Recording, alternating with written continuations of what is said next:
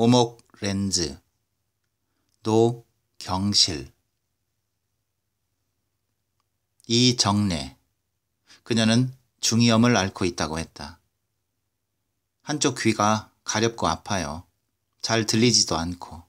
그리고 머리까지 지끈지끈 거리는데 죽겠어요. 그녀는 아프지 않은 한쪽 귀로 카페 카사블랑카의 모든 소리를 들으려는 듯 비스듬히 앉아서 얼굴을 찡그렸다. 그런 그녀에게 예의상 관심을 나타내지 않을 수 없었다. 많이 아파요? 내 말을 알아듣지 못했는지 이상이 없는 한쪽 귀를 앞으로 들이댔다. 증세가 심한가 보군요. 평상시보다 큰 목소리로 묻자. 평상시보다 큰 목소리로 묻자 그녀는 무슨 음탕한 비밀이라도 알아낸 얼굴을 하고는 킥킥 웃더니 곧이어 자신의 수치가 밝혀진 사람 모양 고개를 숙였다. 그래서 병원에 다니고 있는데 거기서 봤어요. 라이 씨 글이 실린 걸. 그래서 전화했어요. 그 글이 실린 잡지사로. 처음엔 안 가르쳐 주더라고요. 그래서 사정사정 했어요. 그래서 알게 됐어요. 되게 유명한 사람인가 보죠? 헤헤. 그래서 몇 년 만인 줄 알아요? 그녀는 그래서라는 말을 많이 썼다. 접속사로, 화두로, 끝맺음으로. 그리고 몇 년 만이냐며 상황을 바꿀 때도. 일주일 전이다. 쭈라이 씨 계세요? 일상적으로 대하는 잡지사나 사보 여기자들의 목소리와 별 다름이 없었다. 조금은 어려워하면서도 아직은 신출내기 작가에게 꼬박꼬박 선생님이라고 하기는 뭐하다는 듯한 투의 첫 인사처럼 꿈에도 그녀인 줄은 짐작하지 못했다. 그저 순간적으로 어느 잡지사에 원고가 밀렸나 하는 주변 살피기에만 급급했었다. 컴퓨터 회사의 연구원으로 있는 남편이 돌아오려면 아직 한두 시간 더 지나야 할 시간이었으니 9시가 조금 넘은 때였으리라. 난 이정예예요. 생각나요? 그래서 말씀드리는 건데요. 14년 전에 남산에서 만났던 그래서 아랫도리에 쥐가 나는 듯 했다. 그 일은 14년이 아니라 104년 전의 것이라도 나의 하복부를 능히 옥죄일 수 있는 것이었다. 이 정례를 아니 최라이를 부정하고 싶었다. 그러나 가위에 눌린 것 마냥 아무 저항을 할 수 없었다. 그만큼 그녀는 끈질겼다. 결국 이 정례와 최라이를 긍정하고 말았다.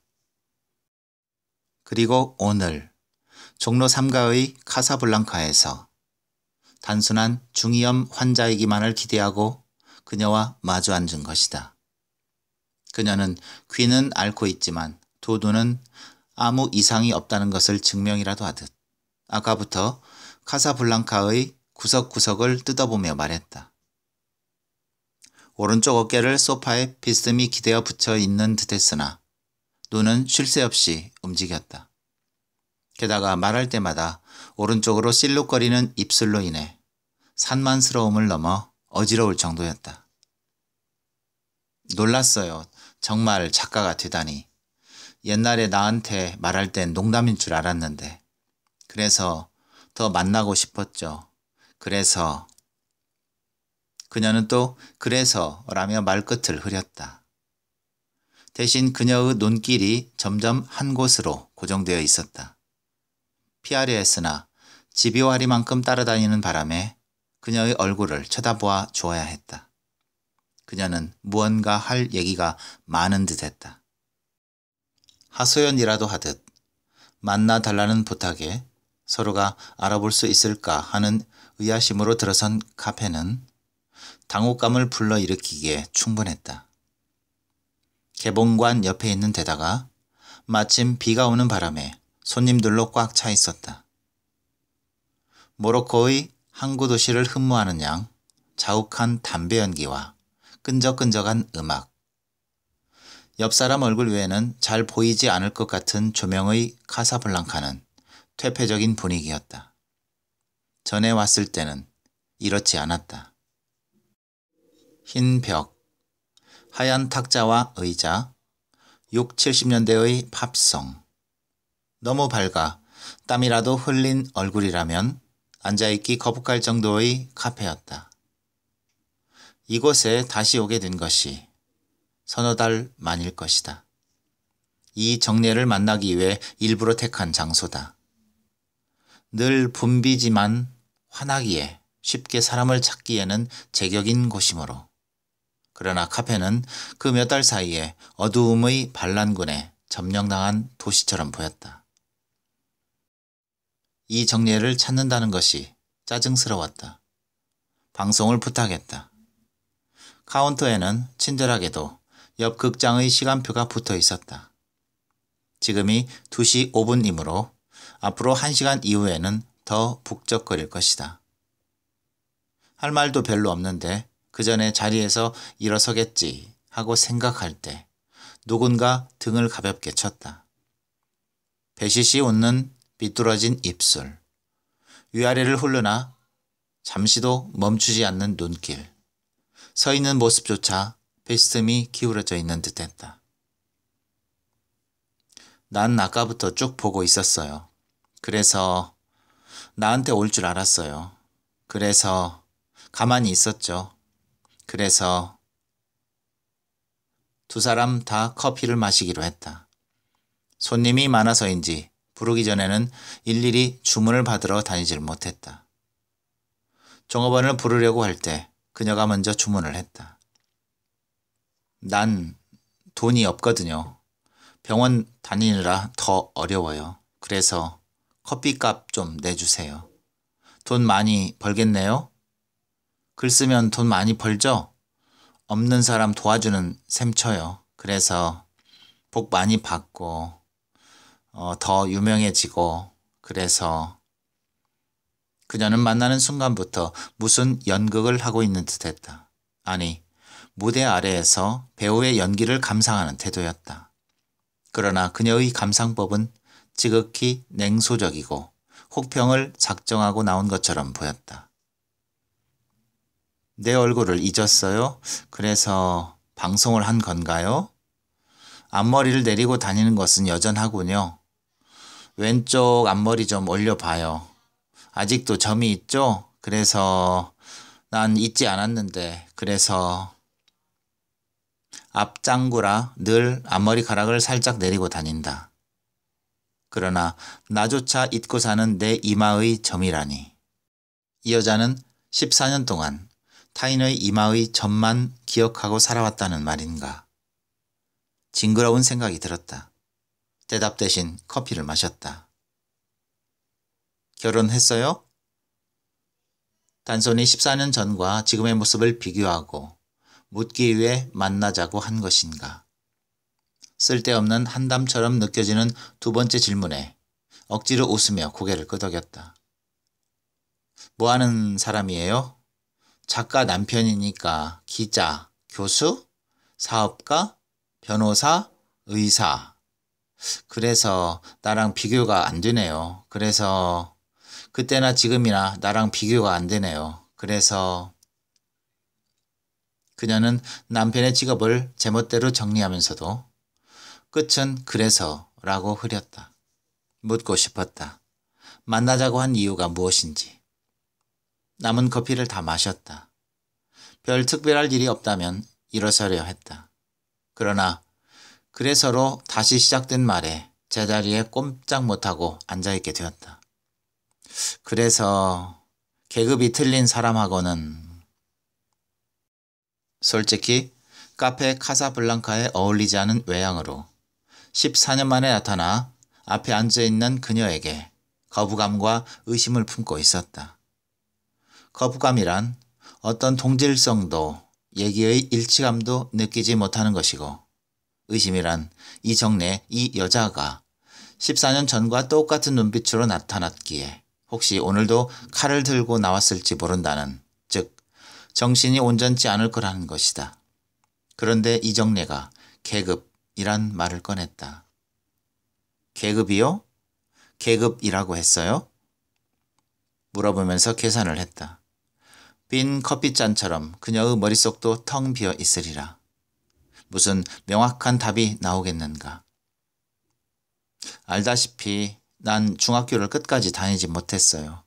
그래서 안 해본 일이 없어요. 올 봄까지는 옷 만드는 회사에 다녔어요. 그래서 그때 같이 미싱을 하는 미스 박이 작년 겨울에 뭐라고 한 줄 알아요? 무슨 뜬금없는 말인가. 계급이 미스 박과 무슨 관계가 있길래 이렇게 앉아서 계속 있어야 하는가. 나는 담배 한 갑을 시켰다. 그땐 담배 피우지 않았죠? 과거. 이 여자의 수첩에는 과거가 오늘의 일정으로 짜여져 있는 듯했다. 대답하기도 싫어 고개만 끄덕였다. 조롱당하는 기분이 들었다. 한낮에 시내의 카페에서 과거를 되뇌이는 이 여자는 마치 재물을 고르고 있는 주술사 같았다. 어떤 제사를 치르려고 하기에 이정래는 이렇듯 지나간 일들을 주문처럼 사용하는가. 미스 박이든 계급이든 아무 얘기나 빨리 하고 일어섰으면 하는 불쾌한 마음이 들었다. 처음 이정래와 마주 앉았을 때부터 그녀의 쉼없는 눈길로 낱낱이 해부당하는 기분인데다가 앞머리카락부터 시작된 과거의 들추어냄이 이제는 불안하기까지 했다. 이러다가는 아무도 모르는 수치스러운 일까지 나오는 게 아닌가 하는 조바심이 생겼다. 나도 필게요. 하나만 주세요. 불안감은 순식간에 놀라움으로 변했다. 흔히 돼지 머리털이라고 하는 뻣뻣하고 결이 굵은 생머리를 뒤로 바짝 묶고 광대뼈가 방금이라도 살가죽을 찢고 튀어나올 듯한 마른 얼굴은 양쪽 눈 밑에 넓게 퍼져 있는 검은 기미로 고생의 빛이 역력했다. 쌍꺼풀 치지 않은 작고 긴 눈 속의 눈동자는 맑은 빛이 아닌 섬뜩한 기분이 드는 기운으로 쉴 새 없이 움직였으며 중이염 치료로 한쪽 귀를 솜으로 막고 하얀 반창고를 붙인 모습은 처량하다 못해 희극적인 모습이었다. 게다가 비쩍 말라서 베스듬이 앉아 있는데도 옆으로 고꾸라질 것 같았으며 검은 얼굴에 받쳐 입은 번들번들 윤이 나는 값싼 천의 연분홍 블라우스 밑으로 얼굴에 빈 기미만치나 칙칙한 검은 스커트는 무릎 아래로 길게 내려와 가는 발목 위에서 그쳤고 첫눈에도 알 수 있는 싸구려 검은 비닐 구두는 새로 산 것인지 비닐 특유의 광택을 뿜어냈다. 비닐 구두 안의 두 발은 너무 말라서 짙은 커피색 스타킹이 그저 걸쳐져 있는 듯했다. 머리칼에서부터 시작된 빈곤이 발끝까지 홍수처럼 흘렀다. 그런 그녀가 능숙하게 담배를 피는 모습에 아연 실색을 했다. 그러나 근래에 들어 이토록 충격을 준 사람도 드물다는 생각에 자리의 거북스러움이 점점 호기심으로 변했다. 그것은 조금은 이기적인 호기심으로 작품 소재에 대한 것이다. 청탁받은 단편소설 소재가 빈곤했기 때문이다. 그래서 미스 박이 말했어요. 너 사이코지? 하고 말이에요. 그래서 기가 막혀서. 갑자기 자세가 바뀌었다. 이제껏 소파에 어깨를 대고 비스듬히 있던 그녀가 똑바로 앉은 것이다. 그것은 똑바로라고 말하기보다는 당장이라도 앞으로 달려들 것 같은 모습이었다. 사이코가 뭐예요? 사이코가. 그래서 눈길도 변했다. 그녀의 눈은 카페 안의 어딘가에 미스박이 있기라도 한 듯 허공을 쏘아보았다. 빛이 났다. 아니, 광기 같은 기운이 서렸다. 그 기운은 눈 아래로 흐르는 듯 말할 때마다 약간씩 삐뚤어진 입술이 덜덜 떨리기 시작했다. 그래서 화가 나서 한마디 했어요. 나와 너는 계급이 틀려. 그래서 네 눈에 내가 사이코로 보이는 거야. 그렇지만 내 계급에서 보면 네가 사이코야. 그녀는 버럭 소리를 질렀으나 음악에 묻혀 갈갈이 부서져 내렸다. 덜덜 떨리는 그녀의 입술에서 침이 튀어나왔다. 조금 전에 이런 일이 일어났다면 당장 일어섰을 것이다. 그러나 지금은 상황이 다르다. 그녀의 허공을 쏘아보는 눈, 경련을 일으키는 입술, 입술에서 튀어나오는 침. 이 모든 것 하나하나를 놓치고 싶지 않았으며 오히려 애착이 가는 마음으로 쳐다보았다. 왜냐하면 그녀는 곧 작품의 당당한 주인공이 되기 때문이다. 사람들은 계급이 뭔지 몰라요. 그래서 계급이란 돈이에요. 먹고 사는 거예요. 우리는 온 가족이 일하고 돈 벌어요. 그래서 다 계급이 있어요. 그래서 우리는 일을 해야지만 먹고 사는 계급이에요. 그래도 우리는 매일 허덕여요. 우린 그런 계급이에요. 그래서 하루라도 쉬면 살기 힘든 계급이죠.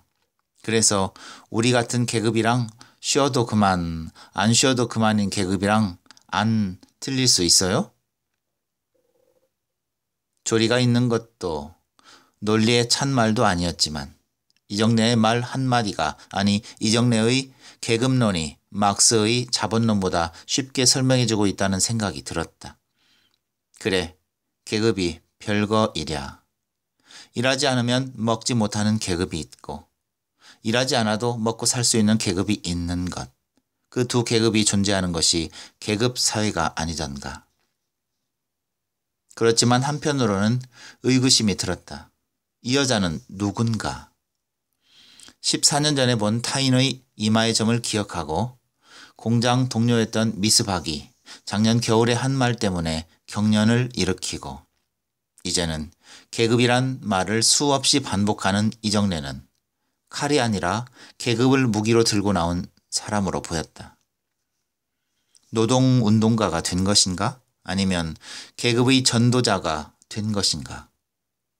어찌했건 이정래식의 계급 논리라면 14년 전의 두 사람은 확실히 서로 다른 계급이었다. 남산 국립도서관 식당에서 우연히 같은 자리를 하게 되었다. 오늘처럼 마주 앉았다.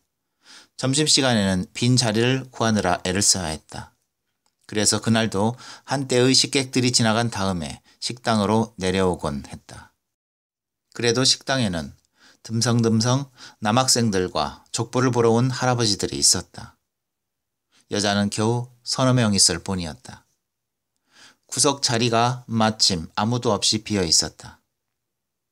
도시락을 꺼냈을 때 그녀가 나타난 것이다. 그녀는 숨을 곳을 찾으러 도서관에 들어온 사람처럼 겁먹은 얼굴로 식당 안을 둘러보았다. 도서관에서 한가하게 공부를 하고 있기보다는 기계 소리 요란한 공장의 작업대에 앉아있는 것이 더 나을 것 같은 그녀의 모습에 도시락 뚜껑을 열지 못했다. 갓 20을 넘은 나이 같았으나 누렇게 뜬 얼굴에 가득 깔려있는 그늘이 그녀를 40이 넘은 찌들은 아주머니로 보이게 했기 때문이다. 그 누런 얼굴은 고개를 책에서 떼지 못해서 생긴 자욱이 아니라 햇볕 들지 않는 작업대에서 허구한 날 밤을 새워 얻은 병의 후유증으로 그늘은 사색이나 배부른 번민으로 피어난 꽃이 아니라 하루하루 살아가는 것만으로도 등이 휠 것 같은 피곤에 물든 절망의 한숨으로 느껴졌다. 그녀는 고난 끝에 안식처를 찾은 사람처럼 긴 한숨을 내쉬고는 앉았다. 그녀의 자리는 창문의 햇살이 한 움큼도 내리지 않는 곳이라 그녀 자체가 피로를 동반한 어두움 덩어리로 보일 정도였다. 서로 눈이 마주칠 뻔했으나 피했다. 그녀를 신기하고 호기심 어린 마음으로 지켜보고 있다는 것을 알아차릴까봐 그랬던 것이다. 주위를 두런두런 살핀 후 그녀는 커다란 검은 비닐 가방 안에서 낡은 머플러로 싼 도시락을 꺼냈다. 머플러는 예전에는 붉은색이었음을 간신히 알 수 있을 만큼 바랬으며 내 귀퉁이는 올이 풀려서 마치 일부러 술을 단 느낌이었다. 그녀는 머플러를 푸느라 애를 썼다. 길에 버려도 아깝지 않을 머플러로 도시락을 얼마나 꼭꼭 쌌는지 급기야 얼굴의 왼쪽 부분을 도시락 위에 올려놓고 역시 왼쪽 이빨로 머플러를 씹듯 잘근 물었다. 그리고 손가락을 재빨리 움직이며 풀어나갔다. 그때 눈이 마주쳤다. 이미 피할 여유가 없는 순간적인 마주침이었다. 그녀의 외양은 물론 머플러를 푸는 모습은 능히 호기심을 자극하기에 충분했다. 슬며시 웃었다. 저 여자는 매일 점심 도시락을 풀 때마다 노동을 하겠구나 하는 생각에 나온 웃음이었다. 그런데 그녀도 머플러를 입에 문 채로 배시시 웃었다. 웃음에도 양이 있다고 가정한다면 그녀의 웃음은 무척 허기진 것처럼 보였다. 누런 얼굴 아래로 그보다 더 누런 양은 도시락이 머플러에서 나왔다. 나는 누런 양은 도시락을 보며 그녀의 벌거벗은 모습을 볼 수 있었다. 그것은 일부러 애를 쓰지 않아도 저절로 눈앞에 그려진 나체였다. 뼛속까지 누런 그녀의 몸은 한여름에도 한기를 느끼듯 몹시 떨고 있는 모습이었다. 그녀는 다시 옷을 입을 양으로 발밑에 어지러이 흐트러져 있는 옷을 주워들려고 고개를 숙였다. 그녀는 뚜껑을 열지 않고 다시 머플러로 도시락을 덮었다. 나는 궁금증으로 밥을 제대로 먹지 못하면서 그녀의 일거수일투족을 따라다녔다. 그녀는 일어서더니 멸치 국물과 밥을 파는 곳으로 갔다. 도시락을 싸오는 사람은 대부분 멸치 국물을 산다. 그녀의 뒷모습은 그녀가 사올 멸치 국물 그릇 안의 퉁퉁 부른 멸치보다도 작고 빈약해 보였다. 그녀는 앞으로 쓰러질 것처럼 기우뚱거리며 걸었다. 그것은 마른 탓도 있지만 신발이 발보다 커서 그런 것 같았다. 그녀의 굽낮은 까만 구두는 귀에 거슬릴 정도로 요란하게 질질 끄는 소리를 냈다. 신발이 크지 않고서야 저런 소리가 날 수 없다고 생각할 때 그녀는 30원짜리 멸치 국물을 들고 왔다. 멸치 2마리가 익사한 듯 빠져있는 김이 나는 국물 그릇을 조심스레 내려놓고 앉은 그녀는 눈치를 살피며 도시락을 펼쳤다. 그제서야 두 사람의 식사가 진행되었다. 그때도 여름이었지. 그래서인지 그녀의 단 하나뿐인 김치 반찬은 신냄새가 독하게 풍겼다. 그녀는 밥과 멸치 국물, 신김치를 순서대로 먹었다. 그러나 무의식적이면서도 단 한 번도 틀리지 않고 3가지를 차례로 먹는 모습은 식사라기보다는 씹지 않으면 큰 벌을 받을지 모르는 죄수의 고역 같았다. 밥 먹는 것도 잊고 그녀를 살피다가 결국 말을 나누게 됐다. 나는 재수를 하느라 학원을 다녔는데 마침 학원 방학이라 도서관을 찾은 것이다. 학원 방학은 열흘이었고 그녀를 만난 때는 방학이 닷새밖에 안 남은 날이었다. 그 당시 가장 큰 고통은 재수 생활이었고 가장 큰 목표는 인류대학 입학이었다. 그러나 가끔 우울해지면 눈을 감고 꿈을 꿨다. 햇빛이 잘 드는 조용한 방에 책상 옆에는 한스 홀리바인의 예수 그리스도의 죽음이라는 그림과 도스토예프스키의 초상화가 걸려있고 책상 한쪽에는 끊임없이 뜨거운 김과 진한 향이 풍기는 커피가 끓고 있으며 또 한쪽에서는 창을 부수며 들어오는 햇빛에 즐거운 잠을 자는 흰 털복숭이 강아지가 가끔 몸뚱이를 흔들어대는 곳에서 글을 쓰는 내 모습을 정말 꿈처럼 꾸었다. 이런 상태에서 그녀를 만남으로 지루한 여름의 낮 시간을 잠시나마 흥미롭게 보낼 수 있었다. 그녀 역시 뜻하지 않은 이야기 상대를 얻은 반가움에 묻지도 않은 얘기를 주절주절 꺼냈다. 중학교를 다니다가 집안 사정으로 그만두었고 공장 일이 너무 지겨워 검정고시 공부를 하기로 했다.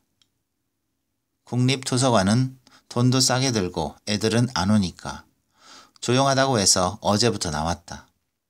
그러나 일을 하지 않으면 얼마 못 가 여기에 올 차비도 떨어지게 된다. 아무래도 다시 공장으로 가야 할 것 같다며. 그녀는 이제껏 20해 동안 입을 다물고 살다가 겨우 이야기 상대를 찾아내서 말문을 터뜨린 사람처럼 쉬지 않고 짓거렸다. 그녀의 이야기는 놀라우면서도 이해할 수 없는 부분들이 많았다. 그 중에서도 도대체 얼마나 가난하기에 자신이 일하지 않으면 가족이 굶는다는 것인가 하는 의문이 제일 컸다. 그러나 앞으로 10년만 더 고생하면 잘 살 것 같다는 끝말에 고개를 끄덕였다.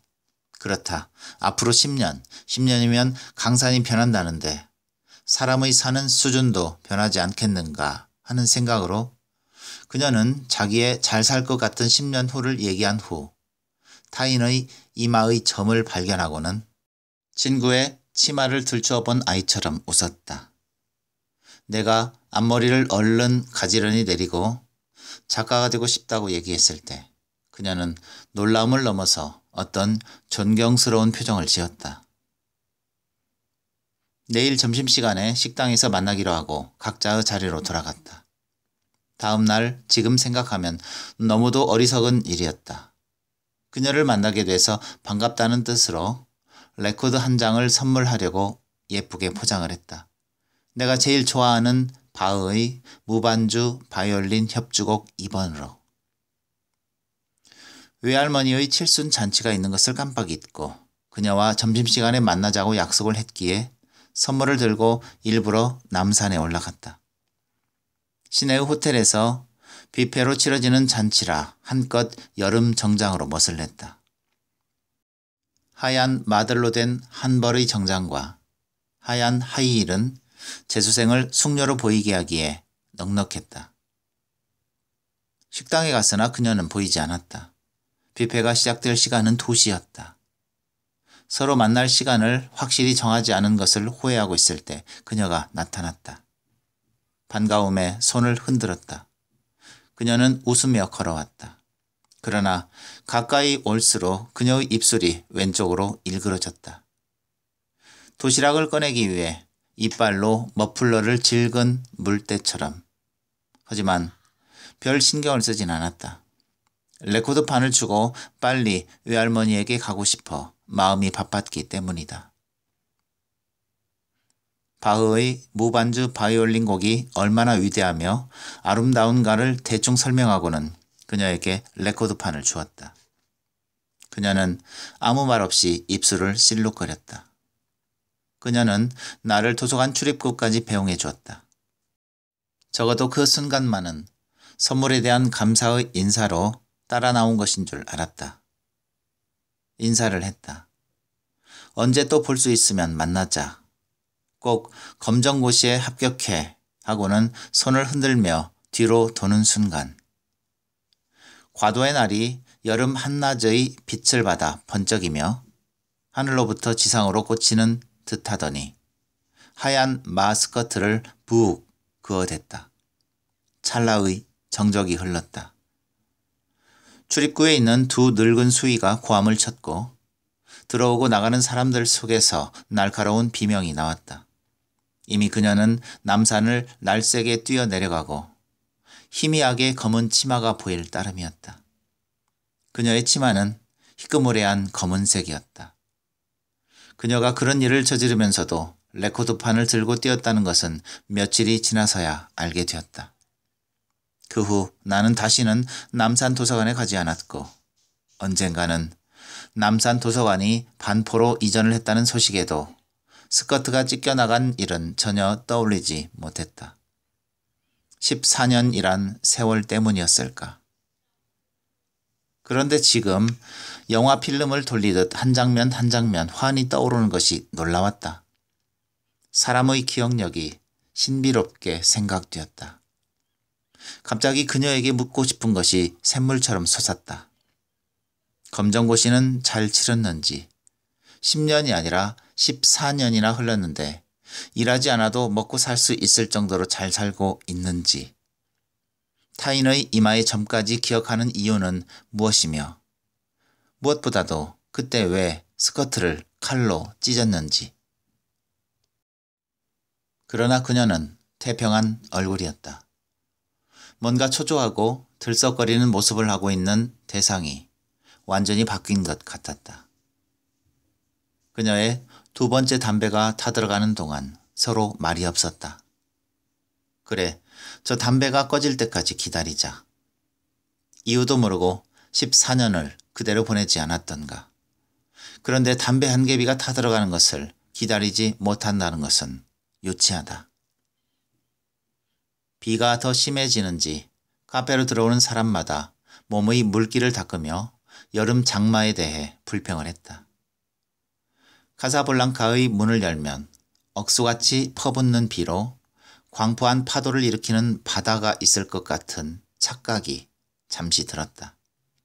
가보고 싶다. 이국의 항구 도시 카사블랑카. 관능의 교접 속에서 끈적끈적한 정액과 같은 테러가 일어나고 테러의 총성과 비명 속에 절정의 순간에 내지르는 여인의 신음소리 같은 정사가 환각처럼 항구를 적시는 곳. 책에서 읽은 모로코와 영화 속의 카사블랑카가 얼마나 모순된지도 알고 싶었다. 분명 다른 점이 있으리라. 난 처음이 잘못됐어요. 그래서 이렇게 된 거죠. 그래서 그녀는 필터만 달랑 남아있는 담배를 짓이겼다. 그리고는 살기가 풍길 정도로 반짝거리며 움직이던 눈을 아래로 떨구었다. 처음이었다. 허공을 맴돌던 눈이 바닥으로 떨어지기는. 그래서 내가 무슨 말을 해도 놀라지 말아요. 묻고 싶었던 말을 잠시 미룰 수밖에 없었다. 오히려 수그러지는 듯한 그녀의 표정에 더러 겁이 났기 때문이다. 혹시 제2의 칼의 습격을 받지는 않을까 하는 두려움이 일어났다. 그때도 그랬다. 말없이 따라오는 그녀의 어깨는 더욱 좁아졌고 눈은 아래로 향했으며 울음을 터뜨릴 것 같은 입술은 심하게 실룩거렸었다.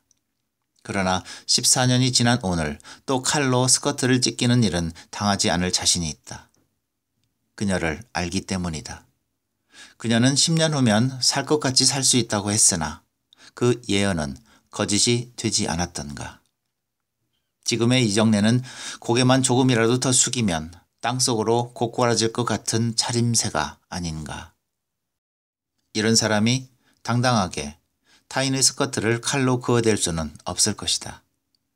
그러기에는 이정래의 온몸에 흐르는 패배와 절망의 그림자가 그녀의 의식을 무기력하게 만들었을 거라는 짐작이 갔다. 그런데 놀라지 말라는 말은 무엇인가? 또 놀랄 것이 무엇이 있다고? 먼 옛날처럼 생각되는 남산 도서관에서의 칼보다 더 놀랄 일이 있다면 그것은 정말 소설감이다. 두려움은 차츰 한 편의 단편 소설을 구상하는 흥미로 역전돼 가고 있었다. 난 사람을 죽였어요. 6명이나. 그래서 그녀의 어설픈 침묵의 뒤를 위로해 주려고 하는 듯 때맞춰 블랙 사베스의 She's Gone이 곡소리처럼 터져나왔다. 그 노래는 이상스레 장송곡으로 느껴졌다. 그러나 그 장송곡은 죽은 자를 위로하는 노래라기보다는 죽은 자가 산자를 조롱하는 싸늘한 웃음소리처럼 또는 산자를 비참히 여기는 흐느낌으로 변했다.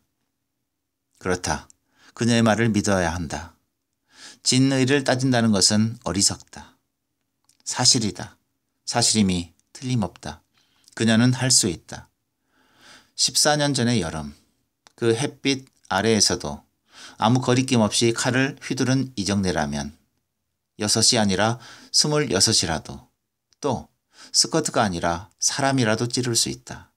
다만 나는 이번에는 아랫도리가 아니라 머리를 조이는 지독한 아픔에 확인을 하고 싶었다. 그래서 난 애기들만 죽였어요. 오한이 났다. 소설을 쓰기 위해 잠시나마 이 여자에게 관심을 둔 것이 큰 죄를 짓는 일 같았다. 지금 제일 먼저 해야 할 일은 소설이 아니라 살인사건의 모든 경위를 밝히는 것이다. 애기들만 죽인 이유는 무엇일까? 그 6 애기들을 칼로 스커트를 가르듯 죽였을까? 진상을 밝혀야 한다. 무서운 일일수록 그 음모의 계획에 동반되는 악마의 모습은 가증스러운 법이다. 이 정례의 경우 악마는 그 계획에 정신병이라는 이름의 주인공을 내세웠는지도 모른다. 만약 정신병에 의한 살인이라면 이정례의 형량은 조금이라도 줄어들 수는 있다. 그러기 위해선 이정례를 달래야 한다. 스스로 입을 열어 구애를 하게끔 능숙한 신부의 역할이 필요하다. 그런데 하필 14년 만에 만난 나에게 이런 엄청난 과거를 얘기하는 이유는 무엇일까? 이정례는 살인사건을 오늘 처음 말한다는 것인가? 그녀는 살인을 하기 위해 먼저 내 스커트를 가른 것일까? 내가 처음 아기를 죽였을 때가 중학교 1학년을 그만두고 그래서 전자제품 공장에 다니던 겨울이었어요. 그래서 도대체 몇 년 전, 아니 이 정례가 몇 살 때의 살인인가? 그렇다면 스커트를 가른 그 칼이 바로 어린 아이를 살해했을 때 휘두른 칼이란 말인가? 그런데 왜 그때 그 칼에선 핏빛은 보이지 않고 눈이 시린 햇빛만이 반짝였을까? 만약 핏빛이 비쳤다면 스커트에는 햇빛을 조롱하는 핏물이 흘러내렸을 것이다. 같은 공장에 다니지만 얼굴만 아는 남자 공원에게 당했어요. 그래서 아기가 생겼어요. 지금은 그 남자 얼굴도 이름도 생각나지 않아요. 그래서 그녀는 갑자기 작은 탄성을 질렀다. 딱 하나 생각나는 게 있어요. 그 남자가 내게 보여준 게 있어요. 그래서 일부러 소나기에 넣고 쥐어버린 것처럼 몹시 구겨진 종이였는데 거기에는 깨알 같은 글씨가 써 있었어요. 그 남자는 말했어요. 10년 후면 잘 살게 된다. 이게 내 계획이다. 그러나 나는 그 종이에 뭐가 써 있는지 하나도 읽지 못했어요. 나를 공장 창고 흙바닥에 내던진 남자는 그 종이를 다시 구겨서 바지 뒷주머니에 넣고는 무슨 비밀 서류처럼 단추를 채웠어요. 그리고 대신 내 작업복 단추를, 그래서 아기가 그 남자의 그 구겨진 종이에 아마 아기에 대한 계획은 없었나 봐요. 그래서 나는 숨을 크게 내쉬었다. 그것은 공포로부터 해방된 안도의 제스처나 마찬가지였다. 그녀가 말하려 한 살인이 낙태라는 것을 알자 잠시나마 가졌던 핏빛 환영이 무색의 한숨으로 급속히 탈색됨을 몸 안의 모든 신경 조직이 감지하는 듯 했다. 그러나 그녀는 숨을 빠르게 몰아쉬기 시작했다. 모든 고해실에서는 고해자들의 숨소리로 회개의 회오리 바람을 일으킬지 모른다는 상상이 들 정도로. 그래서 그 남자에게 끌려서 병원으로 갔어요. 철들고 나서 병원에 간 것이, 그래서 그때가 처음이었어요. 그게 내가 아기를 죽인 첫 번째 일이었죠. 웃음이 나올 뻔했다. 당신은 아그네스가 아니야. 낙태. 간단히 말해 원치 않은 임신을 했을 때 임신 중절 수술을 한 것은 정당방위나 마찬가지야. 라고 요즘 세상 돌아가는 형편을 설명해주고 싶었다. 그러면서도 한편으로는 그녀가 불쌍한 생각이 들었다. 중학교 1, 2학년의 여학생의 조그만 배 안에 아기가 생겼고, 그래서 침대에 누워 마취 주사를 맞고 수술을 하고 남자는 떠나고 그 어린 여학생이 힘든 일들을 어떻게 치러냈을까. 그 후로 나는 5번이나 그런 일을 당했고 그래서 5번이나 더 살인을 했어요. 그때마다 얼굴만 알고 이름은 거짓으로 말하는 것 같은 남자들 손에 끌려갔어요. 그래서 침대에 오르면 늘 날카롭고 긴 쇠꼬쟁이가 내 아랫도리를 짓이기며 깊숙이 들어왔어요. 그것은 다 계급 탓이에요. 병원의 쇠꼬쟁이처럼 무섭고 징그럽게 날 괴롭힌 것이 또 하나 있어요. 그때 말했었죠. 10년 후면 난 잘 살 것 같이 살 수 있을 거라고요. 나는 첫 번째 그 남자의 그 종이에 적혀 있다는 10년 후의 계획에 나는 일부러 눈을 감았는지도 몰라요.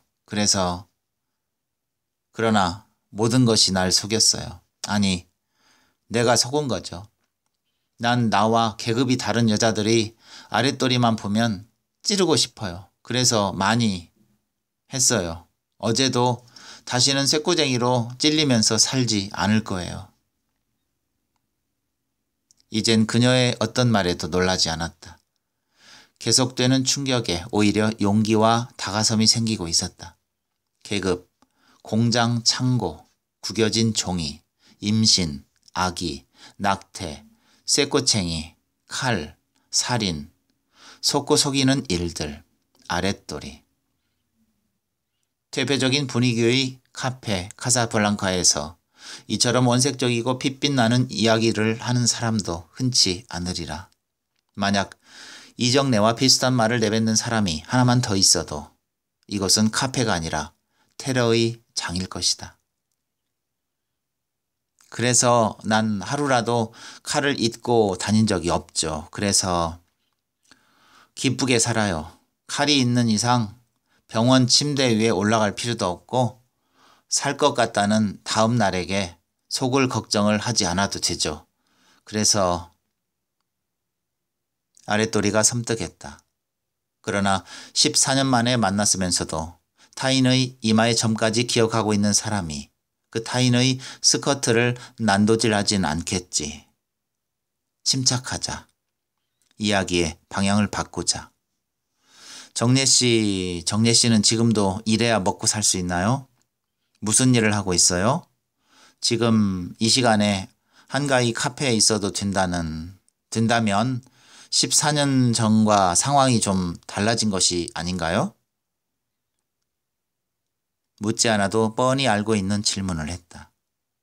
어설픈 계급론과 복수의 칼을 엉뚱한 여자들에게 휘두르는 이정래의 자존심을 긁어서 그녀의 서슬퍼런 칼날을 무디게 하고 싶었다. 그러나 그녀는 자진해서 한꺼풀 더 벗어버렸다. 불구인 오빠가 결혼을 해서 아기가 생겼어요. 새언니도 다리를 절지만 그래서 오빠는 집에서 일을 해요. 예수의 얼굴을 나무 조각에서 팔아요. 그래서 그 일을 해요. 그래서 나는 칼이 2개죠. 오빠와 새언니 그리고 나는 매일 예수를 새겨요. 예수는 나와 계급이 비슷했대요. 나무 깎는 일을 해서 먹고 살았대요. 그러니 예수도 칼을 갖고 다녔겠죠? 교회에 다니는 것 같지 않은 그녀는 어디서 들었는지 자기가 알고 있는 예수에 대해 얘기했다. 그것은 아까 이정래의 계급론처럼 이번에도 이정래식의 예수 설정이다. 이정래의 예수는 나무를 깎았고 일해서 먹고 사는 계급이었고 늘 칼을 갖고 다닌 사람이다. 그러나 예수는 하나의 칼만이 있었을 거다. 왜냐하면 예수는 자기를 잡으러 온 로마 군인 말고도 귀를 자른 베드로의 칼을 통분히 여기지 않았던가. 이정래가 예수보다 칼을 하나 더 갖고 있다는 것은 그녀가 예수와 또 다른 계급이란 말인지도 모른다. 그러나 나는 예수의 칼보다 내 칼이 더 좋아요. 그래서 놀라지 말자. 나는 스스로에게 말했다. 그녀가 무릎 위에 가방을 올려놓았기 때문이다. 트렁크 상자만한 크기로 어깨에 멜 수 있도록 긴 끈이 달려있는 검은 비닐 가방은 얼마나 오래 들고 다녔는지 여기저기 금이 가고 거죽이 떨어져 나가 있어 그것 하나만으로도 가방 주인의 모든 것을 훤히 알 수 있을 정도였다. 가야 돼요. 빨리 가서 오빠 일을 도와야 해요. 그래서 그녀는 말끝을 흐리며 온몸이 의자 밑으로 기어 들어가는 듯 구부리더니 신문지로 싼 정사각형의 커다랗고 납작한 물건을 꺼내 탁자 위에 올려놓았다. 갖고 가요. 포장지만 뜯어봤어요. 그리고는 한 번도 틀지 않았어요. 이건 내 것이 아니에요. 그래서 가지고 왔어요. 도로 갖고 가요. 그래서 나는 갑옷을 입은 듯한 레코드판에 차마 손을 대지 못하고 괜스레 낡은 신문지의 활자를 읽어 내려갔다. 마침 책 광고였다. 러시아 아나키스트를 아는가? 독재는 권위와 동의어이며 대중과는 거리가 먼 것이다. 권위는 항상 그리고 어디에서건 통치자를 부패시키며 그 통치자란 풀밭에 있는 황소 뿌리에 앉아있다가 가끔씩 날아가 황소를 물고 그 피를 오염시키며 권력을 빨아먹고 끝내 그 생명인 자주적 창의마저 말살시키는 독 쇠파리와도 같은 것이다. 우리 시대의 아나키스트를 아는가? 14년 전에 내게 준 판이에요. 난 이 판에 있는 영어를 그때나 지금이나 읽을 수가 없어요. 그때 왜 이 판을 갖고 남산에서 내려왔는지 나도 모르겠어요. 아마 내가 처음 받은 선물이라서 그러나 이 선물도 내가 죽인 애기들처럼 죽은 거나 마찬가지예요. 수십 번도 넘게 이 판을 칼로 짓이기고 싶었어요. 그러나 참았어요. 한 번도 애기를 선물로 받은 적이 없었기 때문에. 그래서 갖고 왔어요. 그녀는 내 손에 레코드판을 쥐어주었다. 흡사 중절 수술을 하는 의사가 간호사에게 죽은 아기의 조각난 몸뚱아리를 건네주듯이 그녀의 손은 차가웠고 이상할 정도로 말랐다. 그 손에서 음산한 기운이 흘러나오는 듯했다. 그러나 받아야 했다. 그녀가 단지 이 판을 돌려주기 위해 14년 동안 간직해온 물건이라는데 받지 않을 수가 없었다. 이것이 나를 만난 유일한 이유였을까? 그렇다면 정말 다행이다. 이것으로 그녀의 칼이 휘둘러지는 반경에서 완전히 벗어났다는 것이다. 카페를 나서서 내가 갈 길로 가기만 하면 그만이다. 그녀의 두 개의 칼 중 어느 것과도 상관이 없다. 다시는 이정내를 만날 필요도 없지만 만나지도 않을 것이다. 그녀가 아랫도리를 노리는 칼을 버리기 전에는 결코 같은 자리에 앉지 않을 것이다. 그러나 그녀가 먼저 일어섰다. 그녀의 우산은 초라했다. 남산 도서관에서 이빨로 물고 늘어지던 머플러 만치나 낡고 바랬다. 접지 못하는 수동 우산은 우산 살이 끝마다 시커먼 실밥들이 너덜거렸다. 정례씨, 당신의 두 개의 칼 중 아무 것이라도 좋으니 흉하게 너덜거리는 실밥들이나 끊어버려요. 커피값을 내며 생각했다. 2회 영화가 끝나려면 아직 10분 정도 더 있어야 한다. 카사블랑카를 낮사마자 후텁지근했다. 비는 계속 내리고 있었다. 금세 콧등에 땀이 솟았다. 가방에서 초록색 손수건을 꺼냈다. 가방 안에는 이 손수건 말고 또 한 개가 더 있다. 여름에는 적어도 2장 정도는 있어야 깔끔하게 보낼 수 있다. 그러고 보니 남편의 손수건 생각이 났다. 여기서 몇 정거장을 가면 대형 서적이 있는데 그곳에는 쇼핑센터도 있으니 책과 함께 손수건도 사면 시간을 절약할 수 있었을 것 같았다. 손수건도 예쁘네요. 그러나 그녀의 말에 놀라지 않았다. 이제는 칼을 갖고 다니는 이정래와 나는 아무 관계가 없기 때문이다. 그녀는 너무 마른 탓으로 더위를 전혀 느끼지 않는 것 같았다.